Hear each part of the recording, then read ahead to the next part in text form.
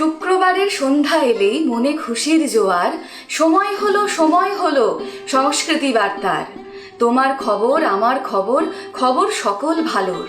নতুন গানের নতুন প্রাণের খবর সকল আলোর। বার্তা আজকে একাদশে করল পদার্পণ। আনন্দের এই ছন্দে তাই আজ বার্তার বর্ণন। সঙ্গে আছে জবর খবর, বলবো একে একে। এখন আসুন স্বাগত জানাই বিশেষ বার্তাকে। ছবির মতন রঙিন এবার কালিকাপুর ডাঙা। ধাত্রীদেবতা ঐতিহ্যের নতুন তথ্যে রাঙা। রাজীব ভার্মা আশিস দিলেন বেহুলা পালা দেখে। গুরুকুলে অমর প্রদীপ গেলেন আদর রেখে। লোকশিল্পের বীরভূমি রূপ দেখতে যদি চান, সোমবার দিন সন্ধ্যাবেলায় একটু থেকে যান। চলে গেলেন আলোক পথের আর এক পথিক বর। সব পেয়েছির আসর মাঠেই বেঁধেছিলেন ঘর। রবির কিরণে কাজীর স্মরণে কীর্ণাহারে চলি। শেষ পাতে আজ থাকছে আবার তনুহীনের পাঁচালী।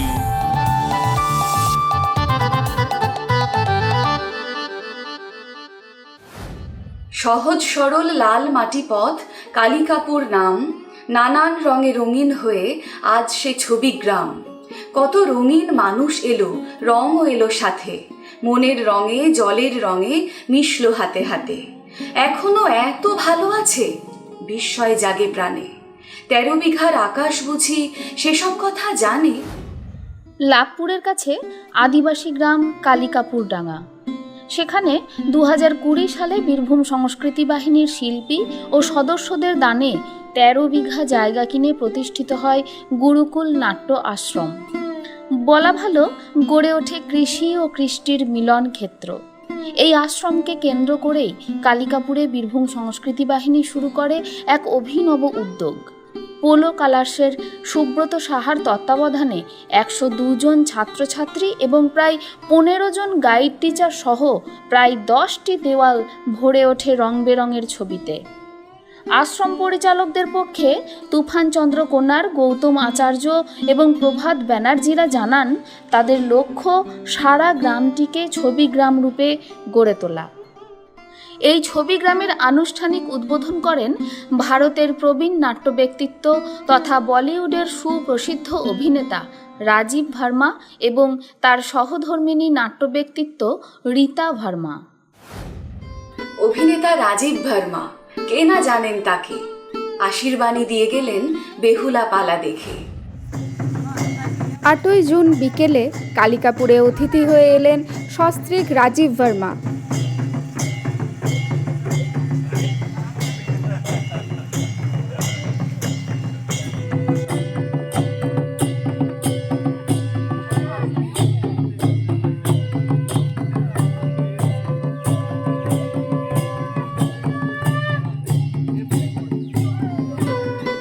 উদ্বোধন করলেন ছবিগ্রাম নির্মাণ কর্মশালার। সন্ধ্যায় দেখলেন বীরভূম সংস্কৃতি বাহিনীর বহুল প্রচলিত মানব পুতুল নাটক বেহুলা লখিন্দর পালা। নাটক দেখে তিনি জানালেন, कि इस तरह का प्रयोग मैंने पहली बार देखा है। और हालांकि आज मेरे को बता रहे थे शाम के वक्त के ये इस तरह के नाटक करते हैं, और ये मेरे ख्याल में कौन सा 400 शो हो चुके हैं इसके। तो इतने शोज हुए और इतना अच्छा सुंदर, मेरे ख्याल में इतना सिंक्रोनाइजेशन है आपस में, और कठपुतली का अभिनय, ये तो एक बिल्कुल नया यूनिक एक तरीके से है। तो बहुत बहुत बधाई, बहुत शुभकामनाएं, और आशा करता हूं कि भविष्य में भी आप इसी प्रकार इस तरह की सेवा करते रहेंगे। একই সঙ্গে ক্লাস নিলেন নাট্য বিদ্যালয়ে, জানালেন সংস্কৃতি বাহিনী নিয়ে তার মতামত। लग रहा है उज्जवल भाई जो है उनके मार्गदर्शन में ये आपका विद्यालय चल रहा है। यहाँ मैंने कभी नहीं सोचा था कि ये मुझे को देखने को मिलेगा। ऐसा स्वर्गिक एक अनुभव हुआ है इस छोटे से गांव के बीच में, कटहल और पेड़ों के बीच में, केले के वृक्षों के बीच में ये जो नाट्य विद्यालय चलता है, ये एक अद्भुत चीज़ है। और मुझे लगता है कि आप बहुत भाग्यशाली हैं जो ऐसे प्रबुद्ध टीचर के मार्गदर्शन में आप लोग काम कर रहे हैं। हमको लड़ना है, जहां लड़ना है वहां लड़ना है, और जहां प्रेम करना है वहां तो प्रेम करते ही हैं। तो please don't be afraid to ask anything, question anything, criticise analytically, criticise anything, you most welcome. এলেন এবার আরও একজন, তাকেও সবাই জানেন।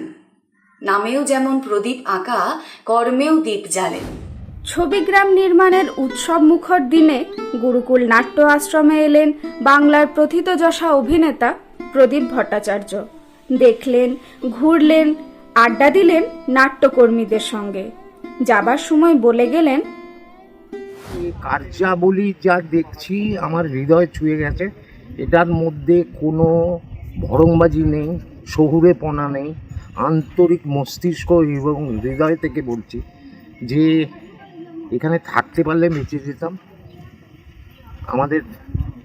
আমরা করি কিন্তু প্রকৃতির সঙ্গে থিয়েটারের মিলন না হলে, এবং তার সঙ্গে সবথেকে বড় কথা হচ্ছে শিক্ষা, এর সংযুক্তি না হলে, কারণ থিয়েটার এক ধরনের শিক্ষা, সেটা স্কুল বাড়ির শিক্ষা না হতে পারে।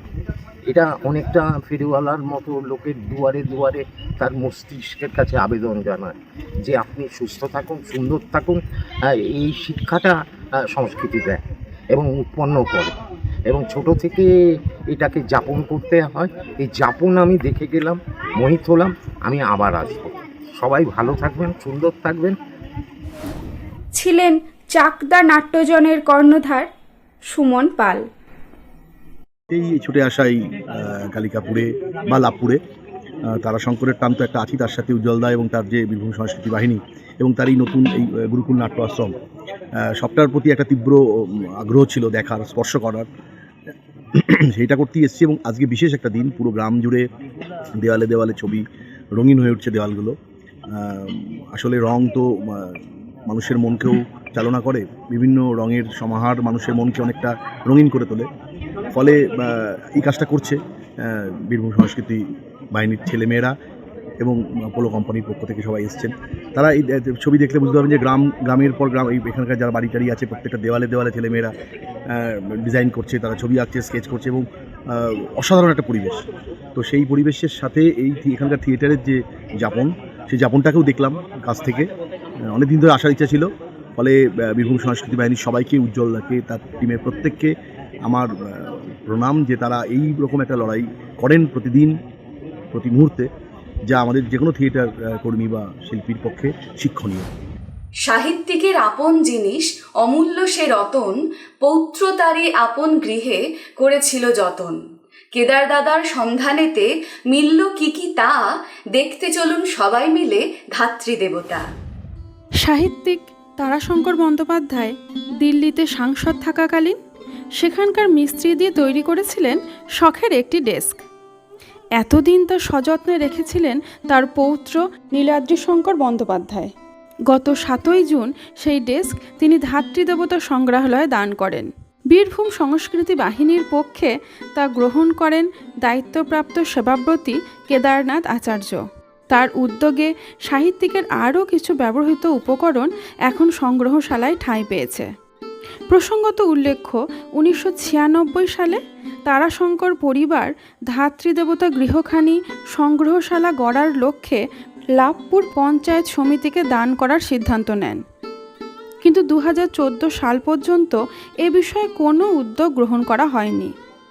2014 সালে তৎকালীন অতিরিক্ত জেলাশাসক বিধান রায়ের সভাপতিত্বে লাভপুর পঞ্চায়েত সমিতি বীরভূম সংস্কৃতি বাহিনীকে ধাত্রীদেবতা তত্ত্বাবধানের দায়িত্ব অর্পণ করে। তারপর থেকেই গড়ে ওঠে সংগ্রহশালা। দিলীপ সেজে প্রাণের মানুষ, উদাস বাউল মন, সৃজনীতে তারই সঙ্গে কথা কিছুক্ষণ। কত রকম লোকবাদ্য, কত কি যে নাম, সোমবারে তাই চলুন সবাই সৃজনী শিল্পগ্রাম।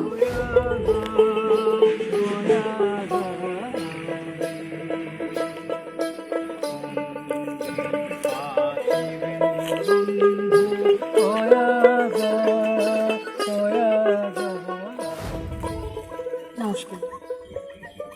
সংস্কৃতি বার্তার পক্ষ থেকে আজ আমরা শান্তিনিকেতনের সৃজনী শিল্পগ্রামে, সেখানে আমাদের মধ্যে আজ আমরা পেয়ে গেছি বিশিষ্ট বাউল শিল্পী শ্রী দিলীপ বীরবংশীকে। এটার আরেকটা নাম, ভালো নাম আছে তোমার, আনন্দ লহরী। এই নামটি দিয়েছিলেন আমাদের গুরুদেব রবীন্দ্রনাথ ঠাকুর। আর এইটাও তো অনেক আদি ইষ্টমেন আমাদের বাউলের। এটা কাঠেরও হয় এবং এটা হচ্ছে লাউ, আমি যেটা এখন আছে এটা হচ্ছে লাউ। এইটা লাউর বানানো, এটা হচ্ছে একতারা, এটা একতারা। আর এইটা হচ্ছে দোতারা। এই দোতারাটা আবার আমাদের এই দিককার নয়, এই দোতারাটা উত্তরবঙ্গের। আমার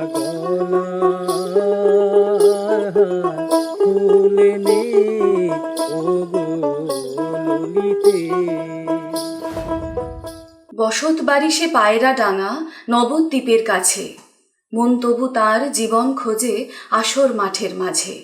সেদিন হঠাৎ বাজলো সে মাঠে বারেক ফিরে চা, বিদায় বেলায় তার প্রণামেও শুভম সপেয়া। বড় অসময়ে চলে গেলেন নদিয়া জেলার রাঘবপুর সপ্তেছির আসরের প্রাণপুরুষ গণেশ দা। পোশাকি নাম হরপ্রসাদ মুখার্জি, তবে সারা বাংলার সপ্তেছির আসরের কাছে তিনি গণেশ দা নামেই পরিচিত।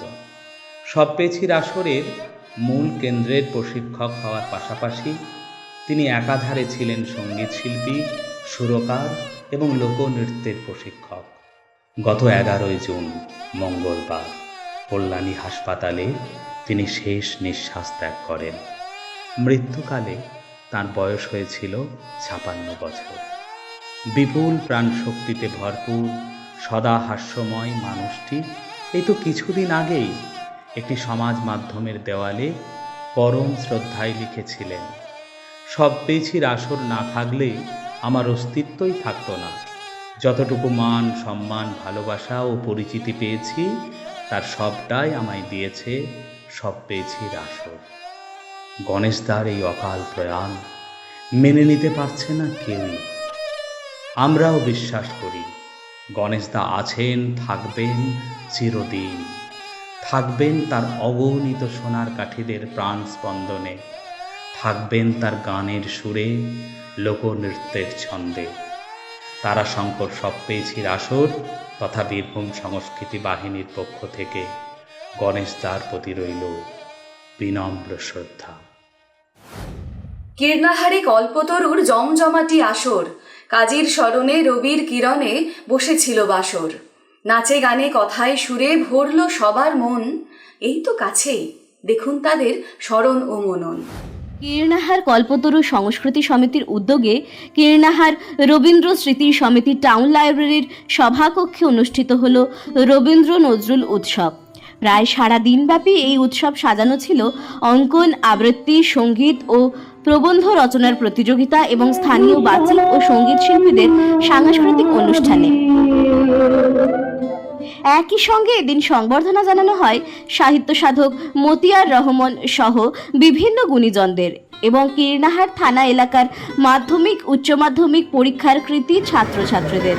সম্মাননা জ্ঞাপন করা হয় এবছরের উচ্চ মাধ্যমিক পরীক্ষায় পশ্চিমবঙ্গের 5ম স্থানাধিকারী বোলপুরের সানন্দা রায়, 10ম স্থানপ্রাপ্ত কেতুগ্রামের দেবপ্রিয়া দত্ত, এবছরের মাধ্যমিকে 10ম স্থানাধিকারী কীর্ণাহার শিবচন্দ্র উচ্চ বিদ্যালয়ের বিভূষণ ব্যানার্জি এবং সদ্য ডাক্তারি পাশ করা কীর্ণাহার স্টেশন রোডের বাসিন্দা আত্রেয়ী সাহাকে। অনুষ্ঠানে উপস্থিত ছিলেন কীর্ণাহার থানার ওসি সন্তোষ ভকত, বিডিও, কীর্ণাহার ব্যবসায়ী সমিতির সম্পাদক এবং আরও অনেকে। প্রচণ্ড রোদ গরমকে মেনে নিয়েই কল্পতরু সংস্কৃতি সমিতির এই উৎসবে সংস্কৃতিপ্রেমী মানুষের উপস্থিতি ছিল দেখার মতো। ছন্দসুরের বার্তার ঝুলি আজ এখানেই খালি, যাবার আগে আসছে এবার তনুহীনের পাঁচালী।